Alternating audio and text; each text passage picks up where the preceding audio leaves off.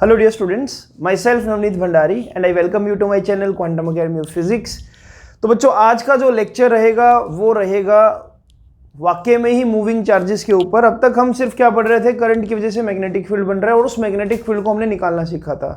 कैसे निकाला था हमने उसको? बायट-सैवर्ट लॉ का यूज़ करके हमने उसको निकाला था। क्लियर? उसको फिर हमने एम्पीयर सर्किट लॉ से निकालना सीखा था। तो अब तक जो भी कहानी चल रही थी इस चैप्टर में वो थी एक करंट की वजह से बनने वाले मैग्नेटिक फील्ड की।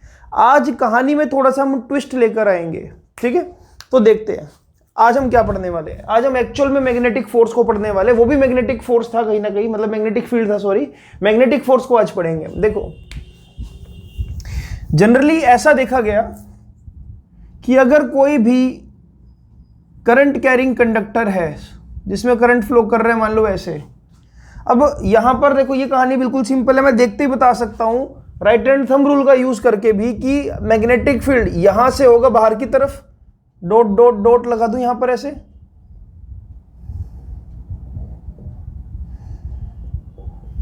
और इस साइड में होगा अंदर की तरफ, तो यहां पर लगा दिया मैंने क्रॉस।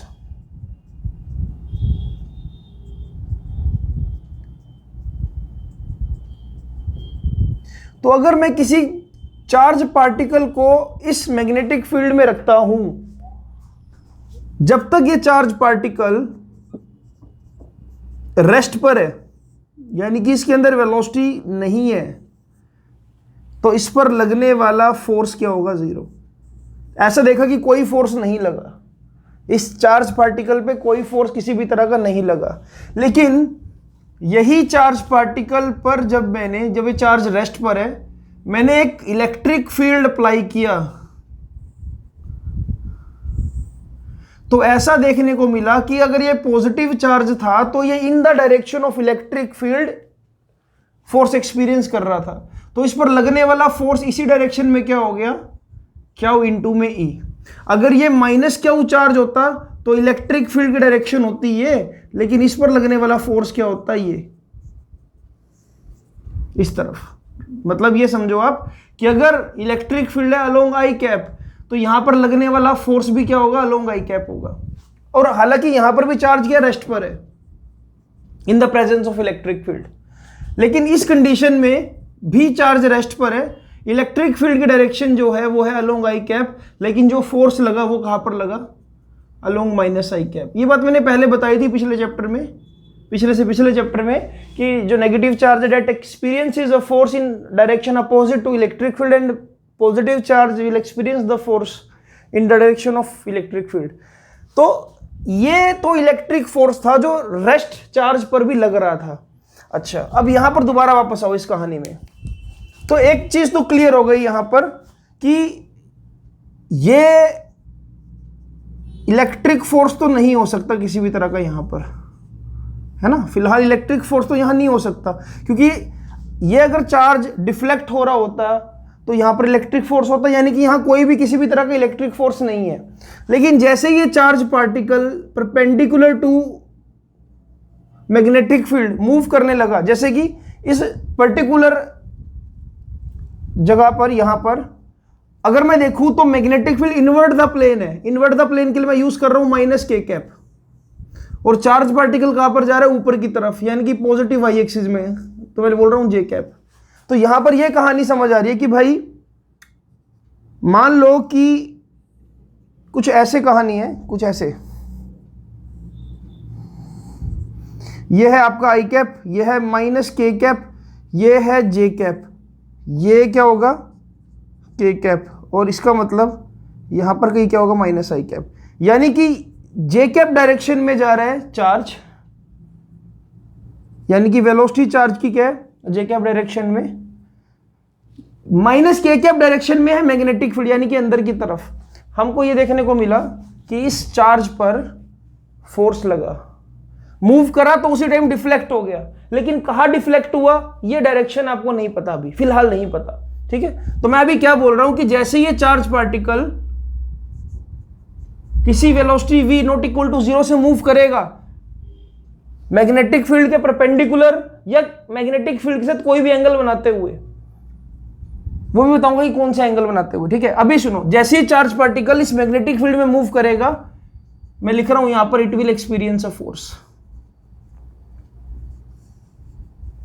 तो ये ऐसा फोर्स था जो एक मूविंग चार्ज पर तो लग रहा है, लेकिन चार्ज रेस्ट पर नहीं लग रहा था। अब ये फोर्स कौन सा है, इसके बारे में डिटेल में हम जानेंगे। अभी बता रहा हूं कि इस फोर्स को हम बोलते हैं क्या, मैग्नेटिक फोर्स। जो फोर्स इस मूविंग चार्ज के ऊपर लगा, the force experiences by a moving charge whenever it has some velocity in magnetic field region, that force is basically called magnetic force, ठीक है। अब मैं इस पूरी कहानी को थ्योरेटिकली लिख रहा हूं और फिर मैं दोबारा एक्सप्लेन करता हूं आपको। तो बच्चों इस कहानी को अच्छे से समझते हैं, ठीक है। लिखना क्या है, what do you mean by magnetic force. ऐसा ऑब्जर्व किया गया, it has been observed that whenever a charge particle enter in uniform magnetic field with some velocity at some angle, लिख देता हूं यहां पर, at some angle theta and with some velocity v, it experiences a force। हाँ, हालांकि theta पर depend करता है, यहां पर मुझे यह भी नहीं बोलना चाहिए कि किसी एंगल थीटा पर, थीटा यहां पर नॉट इक्वल टू 0 डिग्री और theta not equal to 180 degree. ये कहानी अभी आपको समझ आएगी, ठीक है। देखो अब जरा, अब मैं आपको इसको डिटेल में थोड़ा समझाने वाला हूं। सपोज करो कि एक पर्टिकुलर रीजन में बच्चों जो मैग्नेटिक फील्ड है, मान लो वो क्या है, इनवर्ड है, ठीक है। मैग्नेटिक फील्ड क्या है, इनवर्ड है। तो मैं यहां पर क्रॉस बना रहा हूं, क्रॉस का मतलब क्या है कि magnetic field into the plane है ना, into the plane magnetic field, B vector. अगर कोई चार्ज क्यू परपेंडिकुलरली इस मैग्नेटिक फील्ड में एंटर हो जाए, कोई चार्ज क्या हो परपेंडिकुलरली इस मैग्नेटिक फील्ड में एंटर हो जाए और उसके पास कुछ ना कुछ वेलोसिटी हो। अब आपको ये समझ आ रहा है कि जो ये चार्ज पार्टिकल है ना, ये 90 डिग्री पर एंटर हुआ है। इसकी डायरेक्शन देखो नीचे की तरफ, मतलब ये जा रहा है कुछ ऐसे माइनस जे कैप डायरेक्शन में, लेकिन मैग्नेटिक फील्ड कैसे है, माइनस के कैप डायरेक्शन में। क्लियर है। तो अब ऐसा देखा गया कि इसने जो फोर्स एक्सपीरियंस किया वो out of the plane experience किया। Out of the plane experience कैसे किया, अब आपको थोड़ा सा मैं यहां पर ये समझा देता हूं पहले कि जो फोर्स एक्सपीरियंस किया वो किन फैक्टर्स पे डिपेंड कर रहा था एक्चुअल में, ठीक है। ये प्रैक्टिकली ऑब्जर्व्ड है, फिर मैं डिटेल में आऊंगा कि भाई मैं साइन थीटा ये एंगल क्यों ले रहा हूं, एक एक चीज डिटेल में समझेंगे। ऐसा देखा गया कि जितना ज्यादा बड़ा चार्ज था उतना ज्यादा फोर्स, मैग्नेटिक फोर्स। जितनी ज्यादा वेलोसिटी से एंटर हुआ उतना ज्यादा मैग्नेटिक फोर्स, जितना स्ट्रॉन्ग मैग्नेटिक फील्ड था उतना ज्यादा मैग्नेटिक फोर्स। लेकिन डिसाइडिंग फैक्टर क्या आ रहा, किस एंगल से, किस वेलोसिटी का जो मैग्नेटिक फील्ड के साथ एंगल बन रहा है वो कितना है, ये साथ में डिपेंड किस पे कर रहा था, साइन थीटा पे। अगर इन फैक्टर्स को मैं कंबाइन करूं तो ये बन रहा था यहां पर directly proportional to Q we B sine theta, और अगर इसको मैं ऐसा लिखूं तो ये बन जाएगा Q we B sine theta, साथ में लग जाएगा के, और के का मतलब यहां पर क्या है, कांस्टेंट, जिसकी वैल्यू जब हमने प्रैक्टिकली कैलकुलेट करी तो क्या ही 1 आई, ठीक है। तो यानी कि जो मैग्नेटिक फोर्स है किसी भी चार्ज पार्टिकल पे वो क्या है बच्चों, Q we B sine theta. Now question arises why sine theta, क्योंकि इसको अगर मैं ढंग से लिखूं, वेक्टर फॉर्म में लिखूं तो ये आना चाहिए, F vector is equal to Q V vector cross B vector, ठीक है। अगर मैं वेक्टर फॉर्म लिखूं तो यह आनी चाहिए, F vector is equal to Q into में वी क्रॉस बी वेक्टर, साथ में क्या कोई डायरेक्शन आनी चाहिए क्योंकि फोर्स में एक वेक्टर क्वांटिटी है। तो अभी मुझे ना वेक्टर फॉर्म को इस ढंग से समझना है कि मैं यहां पर ये साइन थीटा का क्यों यहां पर खेल रहा हूं, मैं यहां पर क्रॉस प्रोडक्ट की यूज कर रहा हूं, ठीक है। तो इसको समझने के लिए जरा सामने देखो जरा, आप इसको आपको थोड़ा सा 10th को रिकॉल करना पड़ेगा।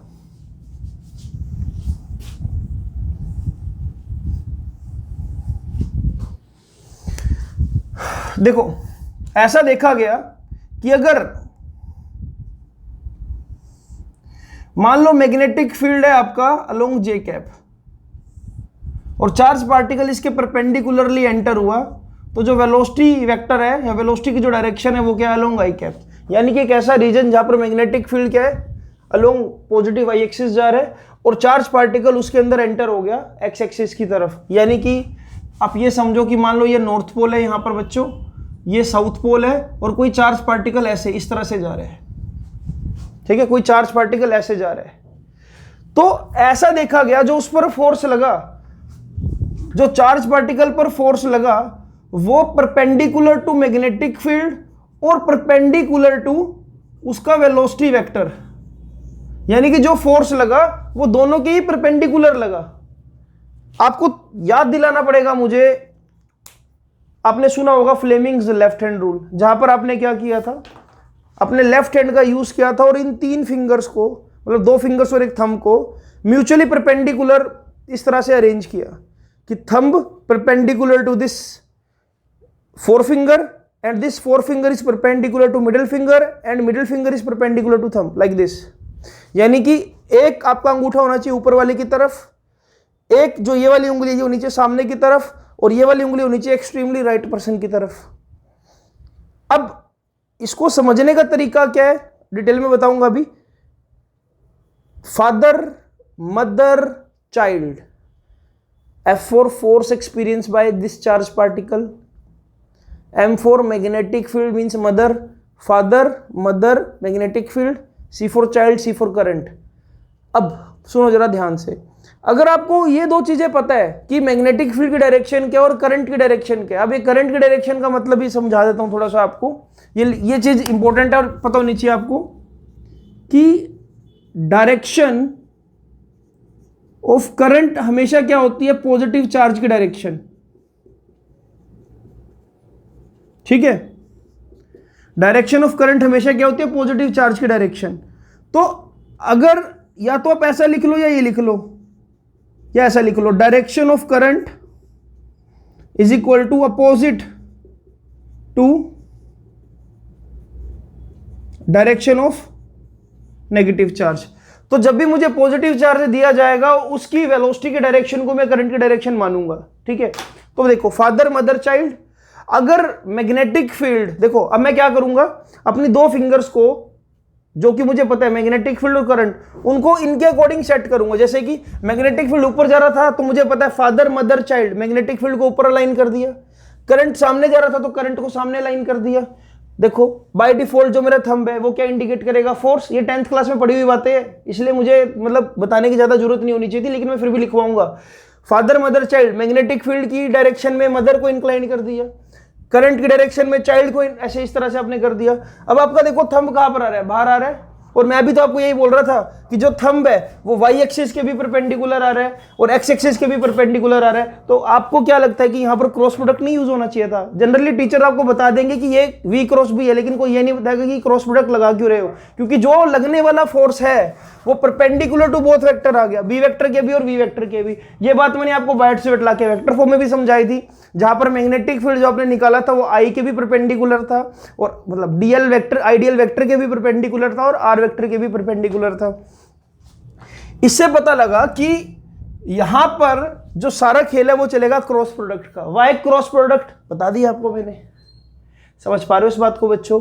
तो अच्छा, अब हर जगह मुझे यार क्या फ्लेमिंग लेफ्ट हैंड रूल ही लगाना चाहिए? मेरे पास तो स्क्रू रूल भी है, मैं तो देखते ही बता सकता हूं। अब देखो फॉर्मूले के अकॉर्डिंग अगर मुझे फोर्स निकालना है, suppose I want to calculate force, क्या मैं हमेशा यही अपनी 3 उंगलियां घुमाता रहूंगा ऐसे? अरे ऐसे घुमाता रहूंगा क्या हमेशा? देखूंगा नहीं, मेरे पास एक और शॉर्टकट है ना। देखो मुझे पता है कि एफ वेक्टर क्या है, क्या हूं V vector cross B vector. तो वी क्रॉस बी, देखो वी क्रॉस बी क्या है, यहां से यहां की तरफ जाना है आपने, वी क्रॉस बी। तो वी क्रॉस बी, जब मैं अपनी पाम को, राइट हैंड के पाम को वी से बी की तरफ घुमाऊंगा तो थंब बाहर आ रहा है, तो यानी कि जो फोर्स लगेगा वो कहां लग रहा है, बाहर की तरफ लग रहा है। तो बता दिया मैंने देखते ही। तो यानी कि अगर क्या हो, वी वेक्टर किस डायरेक्शन में हो, आई कैप की डायरेक्शन में हो, क्रॉस बी वेक्टर किस डायरेक्शन में हो, जे कैप की डायरेक्शन में हो, तो जो लगने वाला फोर्स होगा वो क्या हो, वी बी। अच्छा ये तो बाय डिफॉल्ट 90 डिग्री का एंगल बन रहा है, तो इसलिए मैं क्या लिख रहा हूं, लगने वाला फोर्स क्या होगा, वो क्या होगा, एफ वेक्टर इक्वल्स टू क्या हो, वी बी के कैप होगा। के कैप का मतलब देखो बाहर की तरफ, क्लियर है? तो इस तरह से मैं किसी भी पार्टिकल के मैग्नेटिक फोर्स की डायरेक्शन निकाल सकता हूं बिना फ्लेमिंग लेफ्ट हैंड रूल को यूज करें। आना तो हमको वो भी चाहिए और ये भी हमको पता होना चाहिए, शॉर्टकट है, देखते ही बता दोगे, ठीक है। चलो एक जगह और इसको अप्लाई करके देखते हैं, अब एक जगह और अप्लाई करके देखते हैं इसको, ठीक है। अच्छा देख लो, यहां पर मैं दोबारा एक्सप्लेन कर रहा हूं, फोर्स जितना बड़ा चार्ज उतना ज्यादा फोर्स, जितनी ज्यादा वेलोसिटी से एंटर होगा उतना ज्यादा फोर्स, जितना स्ट्रॉन्ग मैग्नेटिक फील्ड होगा उतना ज्यादा फोर्स। लेकिन अल्टीमेटली बात किस पर आ गई, साइन थीटा पर। इससे रिलेटेड अभी मैं कई सारे की पॉइंट्स लिखवाऊंगा, लेकिन अभी मेरा मेन मोटिव क्या है, आपको ये क्रॉस प्रोडक्ट को समझाना डिटेल में, ठीक है। तो अब देखते हैं बच्चों, फोर्स देखो कैसे बहुत इजीली निकाल पाएंगे। अगर मैं आपको ये बोल दूं, देखो ये आप बहुत इजीली निकाल के दोगे मुझे। अगर मैं बोल दूं कि मान लो करंट है ऊपर की तरफ फ्लो कर रहा है, अब करंट ऊपर की तरफ फ्लो कर रहा है तो इसके आसपास मैग्नेटिक फील्ड बनाओ। करंट ऊपर की तरफ, यहां से मैग्नेटिक फील्ड बाहर, तो डॉट बना दो। यहां पर मैग्नेटिक फील्ड अंदर, तो क्रॉस बना दो।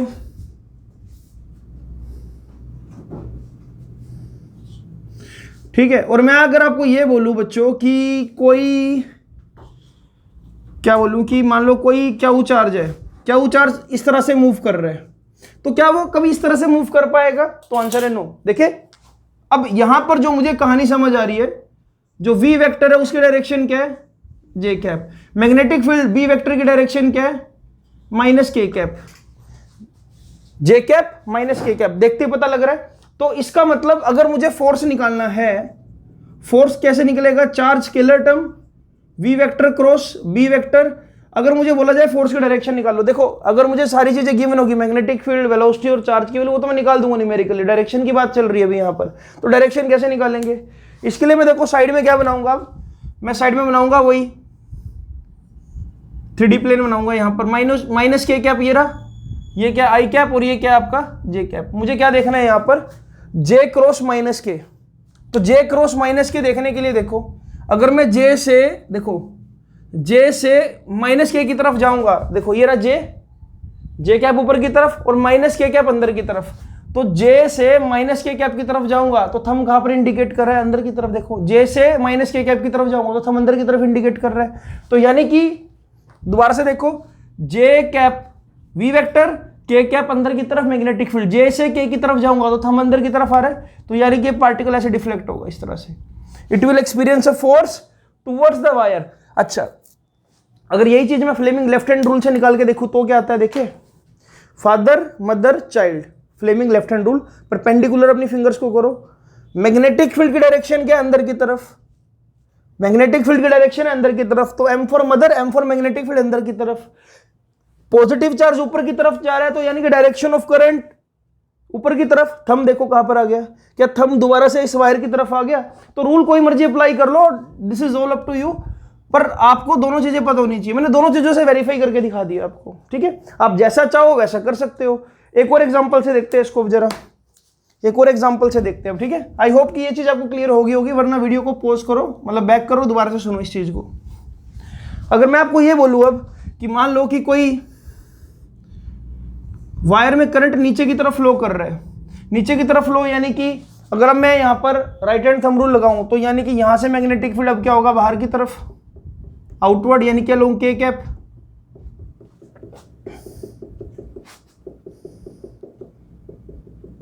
और यहां पर क्या होगा, अंदर की तरफ।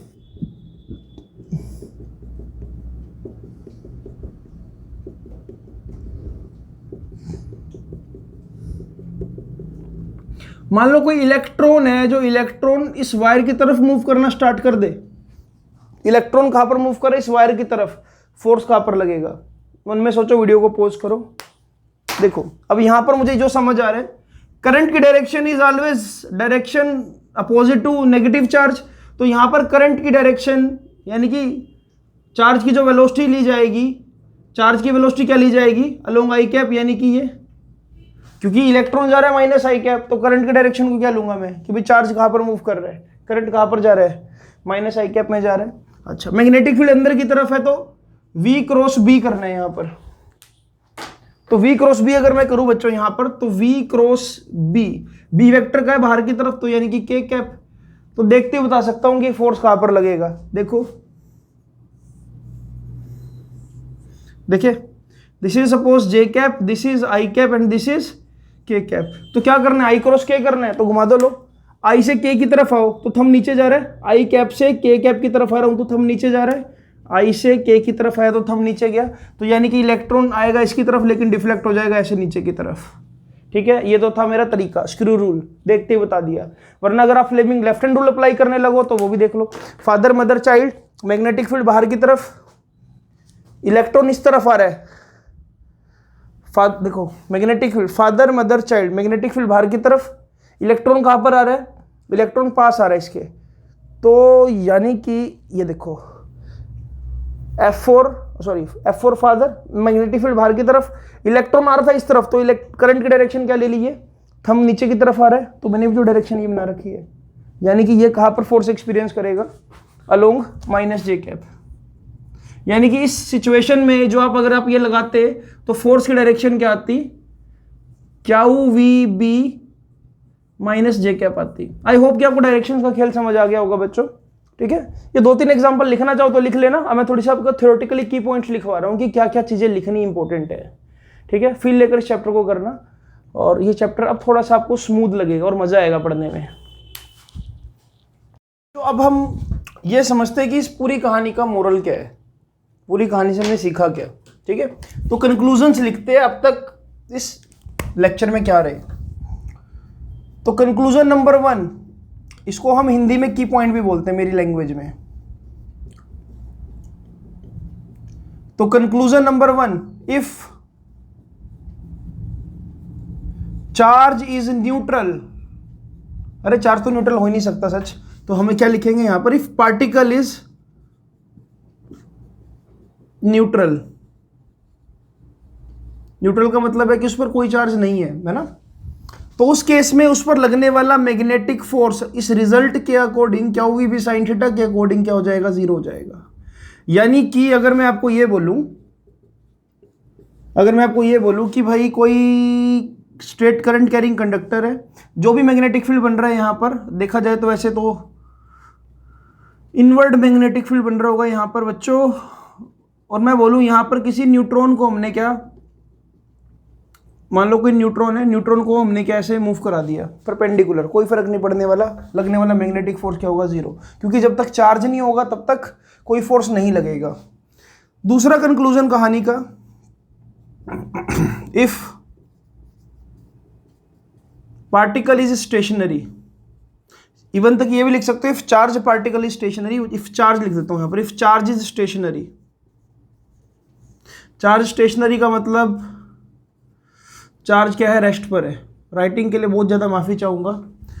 If charge is at rest, charge rest का मतलब क्या हो गया, वेलोसिटी 0। अगर वेलोसिटी 0 है तो बेटा मैग्नेटिक फोर्स भी क्या हो जाएगा, 0। Particle will not experience any kind of magnetic force.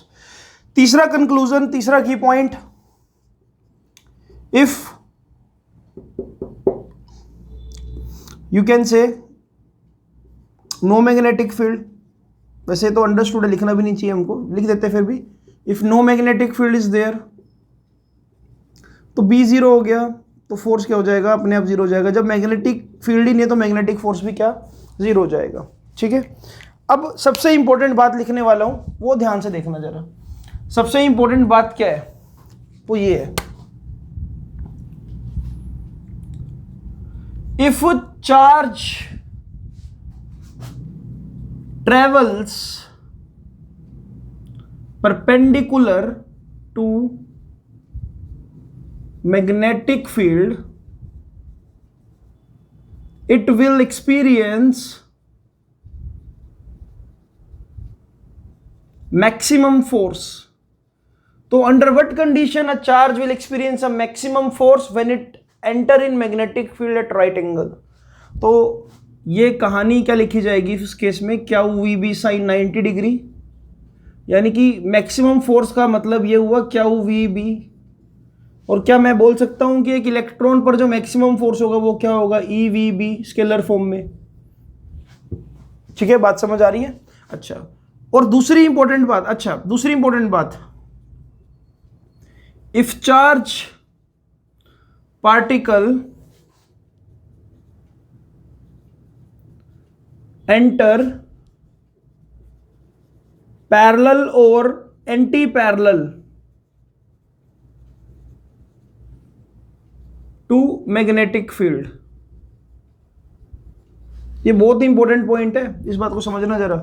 अगर मैं बोलूं कि this is the direction of magnetic field, ये मान लो नॉर्थ पोल है, यहां पर साउथ पोल है, और मैं बोलूं कि कोई चार्ज पार्टिकल मैग्नेटिक फील्ड की डायरेक्शन में ऐसे ही ट्रेवल कर रहे हैं, तो इस केस में देखो V और B के बीच में एंगल क्या बन रहा है, V एंड B, थीटा की वैल्यू क्या आ गई, 0 डिग्री आ गई, और इस रिजल्ट के अकॉर्डिंग क्या V B साइन 0 डिग्री, इस पर लगने वाला जो मैग्नेटिक फोर्स है वो भी बच्चों क्या हो जाएगा, 0 हो जाएगा। अगर मैं आपको ये बोलता कि ये charge particle anti parallel to magnetic field हो जाए, मतलब मैग्नेटिक फील्ड इस तरफ और चार्ज पार्टिकल ट्रेवल कर रहा है इस तरफ, उस केस में क्या करेंगे, उस केस में V एंड B इनके बीच में जो थीटा की वैल्यू आ जाएगी वो 180 डिग्री आ जाएगी। इस रिजल्ट में अगर आप पुट करो तो उस केस में भी जो क्या V B साइन 180 डिग्री होगा वो क्या हो जाएगा बच्चों, 0 हो जाएगा। तो मैग्नेटिक फोर्स यहां पर भी क्या हो गया, 0 हो गया। आई होप आपको ये बात समझ आ गई होगी। तो चलो बच्चों अब ना मैग्नेटिक फील्ड को डिफाइन करते हैं अलग तरीके से, ठीक है। मैग्नेटिक फील्ड देखो कैसे डिफाइन होगा। जस्ट इमेजिन कि एक पर्टिकुलर रीजन में बच्चों कोई मैग्नेटिक फील्ड है, ऐसे फील्ड लाइंस दिखा रहा हूं आपको, इसको बोलते हैं यूनिफॉर्म मैग्नेटिक फील्ड, ठीक है, इसको बोल रहा हूं मैं यूनिफॉर्म मैग्नेटिक फील्ड, ठीक है। अच्छा, मान लो ये है कोई बी मैग्नेटिक फील्ड, अगर बी वेक्टर लगाओगे तो आप साथ में लगा सकते हो, आई कैप डायरेक्शन में, ठीक है। कोई चार्ज पार्टिकल इसमें परपेंडिकुलर एंटर होने की कोशिश कर रहा है, इस ट्रेजेक्ट्री में, मतलब इस तरह से जाने की कोशिश कर रहा है ये जे कैप डायरेक्शन में। हाँ, हालांकि पहुंच तो नहीं पाएगा ऐसा उस एंड तक, पर मान लो कि वो इस पाथ को फॉलो करना चाहता है, ठीक है, तो उस पर कुछ ना कुछ फोर्स भी लगेगा। तो अगर मैं फोर्स को डिफाइन करने लगूं तो एफ वेक्टर क्या होगा इस कंडीशन में, V J cap vector cross B vector I cap. जब मैं इसको सोल्व करूंगा तो मुझे समझ आएगा कि जे कैप से आई कैप आने, तो यानी कि जो फोर्स लगेगा वो इनवर्ड लगेगा, ठीक है। तो एफ वेक्टर कितना आ जाएगा आपके पास, क्यू वी बी डायरेक्शन क्या आ जाएगी, माइनस के कैप, ठीक है। चलो अब इसको थोड़ा सा और अलग तरीके से समझते हैं, ठीक है। मैं अगर आपको बोलूं कि बच्चों की जो फोर्स है वो क्या है, Q we B sine theta है। चलो मैग्नेटिक फील्ड को डिफाइन करने की कोशिश करते, तो मैग्नेटिक फील्ड क्या होगा, force divide by Q we sine theta होगा, ठीक है। मैग्नेटिक फील्ड क्या होगा, magnetic force divide by Q we sine theta. मैं देख लेता हूं कि क्या ये विजिबल है आप लोगों को, ठीक है, विजिबल है, बहुत बढ़िया, ठीक है। तो अब देखो इस पर्टिकुलर सिचुएशन में मैं क्या लगा रहा हूं, मान लेते हैं हम बच्चों की जो चार्ज पार्टिकल एंटर हो रहा है वो 1 कूलम्ब है, या यूनिट वैल्यू है उसकी 1 कूलम्ब बोल लेते हैं हम उसको, ठीक है। चार्ज जो एंटर हो रहा है वो 1 कूलम्ब है, और उसकी वेलोसिटी भी कितनी है, 1 मीटर पर सेकेंड है। 1 कूलम्ब का चार्ज 1 मीटर पर सेकेंड से theta is equal to 90 degree perpendicular to magnetic field अगर एंटर हो जाए तो ये सारी वैल्यू क्या बन जाएगी, देखो मैग्नेटिक फोर्स अपॉन में 1 इंटू में v की वैल्यू भी 1 साइन 90 भी 1। तो यानी कि इस पर्टिकुलर सिचुएशन को अगर मैं यहां पर पुट करूं तो जो मैग्नेटिक फोर्स है वो मैग्नेटिक फील्ड के इक्वल आ गया। इससे अपने को यह पता लगा if unit charge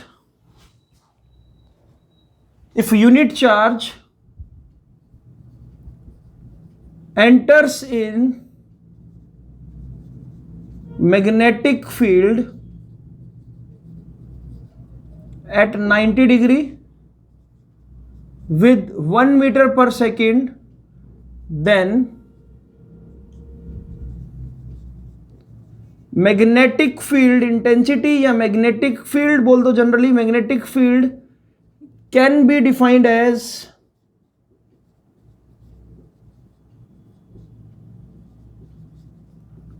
magnetic force experienced by that charge। तो बच्चों इस तरह से मैं मैग्नेटिक फील्ड को भी डिस्क्राइब कर सकता हूं। अगर 1 कूलम चार्ज 90 डिग्री के एंगल पर 1 मीटर पर सेकंड से किसी मैग्नेटिक फील्ड में एंटर हो जाए। ठीक है, तो ये हम डिफाइन कर सकते हैं। अब लगे हाथ, जब इतना कुछ लिख ही दिया है तो यूनिट भी निकाल लेते हैं। देखो इस तरह से अगर मैं यूनिट निकालने की कोशिश करूं, देखो मैग्नेटिक फील्ड क्या बन रहा है आपके पास, force divide by Q we sine theta. तो जनरली जो मैग्नेटिक फील्ड होगा वो क्या होगा, देखो न्यूटन चार्ज के लिए क्या होता है, करंट इनटू टाइम यानी कि एम्पियर सेकंड, वेलोसिटी के लिए क्या होगा, मीटर पर सेकंड, राइट, और साइन थीटा का कोई यूनिट नहीं होगा। तो न्यूटन के लिए newton as it is, second से second inverse cancel, metre inverse, ampere inverse. तो मैग्नेटिक फील्ड की यूनिट क्या होती है, ये होती है, जिसको मैं क्या बोल देता हूं साधारण तौर पर 1 tesla, right. This is basically equal to 1 tesla. अगर मैं सीजीएस में बात करूं, सीजीएस में जो मैग्नेटिक फील्ड की यूनिट होती है वो होती है गॉस, और ऐसा देखा जाता है कि जो 1 टेस्ला है बच्चों वो 10⁻⁻⁻1 गॉस के इक्वल है। कभी अगर अप्लाई करना पड़ जाए तो वैल्यू पता होनी चाहिए। 1 tesla is equal to 10⁻⁻4 Gauss.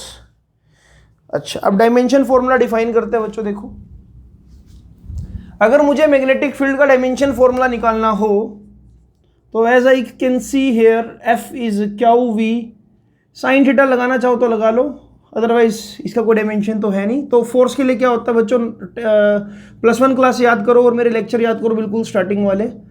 MLT-2 is for force. Charge के लिए क्या होता है, करंट इनटू टाइम। वेलोसिटी के लिए होगा क्या, LT-1। जब मैं इसको सिंप्लीफाई करूंगा या आप इसको सिंप्लीफाई करोगे तो मैं सीधा सीधा लिख रहा हूं, जो डायमेंशन फॉर्मूला बनेगा वो बनेगा ML0T-2A-1। मैं क्रॉस वेरीफाई कर लेता हूं, हाँ बिल्कुल यही बनेगा। ठीक है, this will be a dimension formula of magnetic field.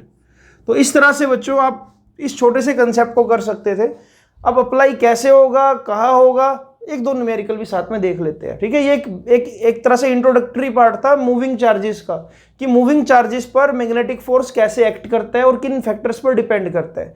तो वो फैक्टर क्या था, क्या V B sine theta. Again मैं बता रहा हूं आपको कि मैं आपको चाहता तो फॉर्मूला सीधा सीधा बता सकता था, क्या V B sine theta formula है, बट आपको इसका मतलब पता होना चाहिए कि why sine theta, cos theta क्यों नहीं, हम साइन थीटा क्यों ले रहे हैं। ठीक है, तो आगे देखते हैं इससे। अब तो बच्चों देखो अप्लाई करने का तरीका क्या है। अब मैं आपको सबसे अच्छा क्वेश्चन इसमें करवा रहा हूं ताकि आपको ये भी बता सकूं कि आप कहां पर फंस सकते हो क्वेश्चंस के अंदर। ठीक है, क्वेश्चन को रीड करते हैं पहले।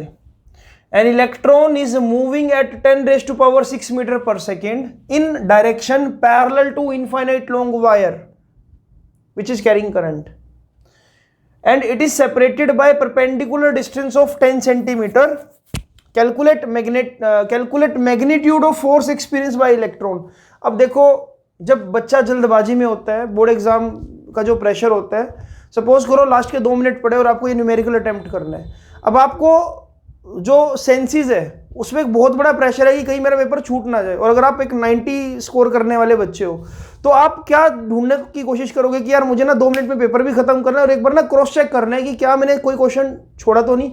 तो आप क्या करते हो, आपका दिमाग जो है वो इस पर्टिकुलर वर्ड के ऊपर पड़ेगा, parallel to infinite long current carrying wire.